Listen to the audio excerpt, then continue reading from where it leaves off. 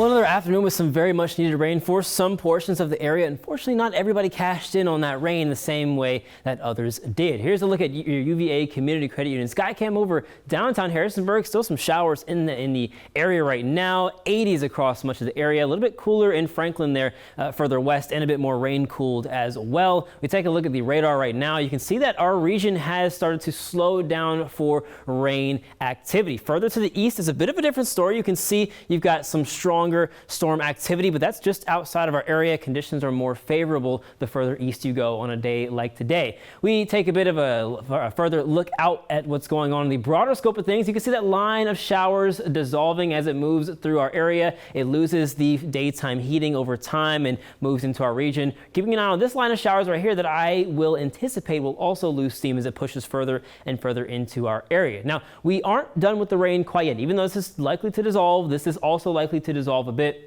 We're keeping an eye on these showers behind the banner because that's where our actual front is. This front will push in from the north overnight tonight, dropping in a broken line of showers, still popping up a few isolated to spotty showers and storms for the rest of the evening. But you can see here as this front drops in from the north, this line also dissipates. Now, that's not to say you won't see any rain tonight. You could even see some gusty winds as the front drops in from the north, but any consistent widespread rain is pretty much done for tonight. Now, I also want to call your attention to the lows for tonight. Take a look at that. Low 70s for much of the area, mid to upper 70s further east, upper 60s, low 70s for eastern West Virginia. That's because of radiational cooling, or rather lack thereof. We're going to see the clouds sticking around, helping the radiation that came in from the daytime stick around with us. Those clouds act like a blanket and kind of bounce those radiation waves back and forth for the night. So we will stay on the warmer side of things for tonight. Still pretty muggy, but that mugginess does drop down pretty quickly as that front passes through. We set it for a pretty comfortable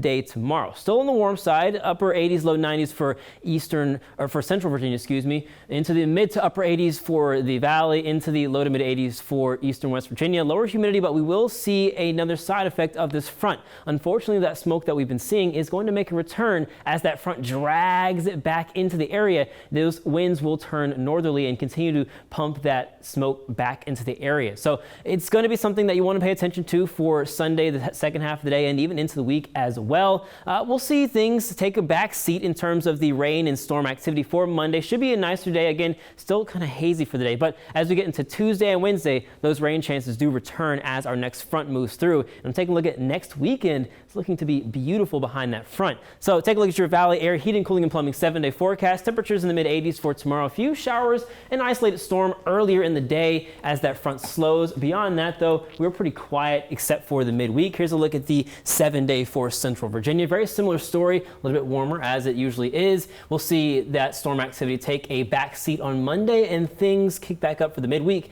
And then we're looking at a gorgeous weekend next week as temperatures drop, and so does the humidity.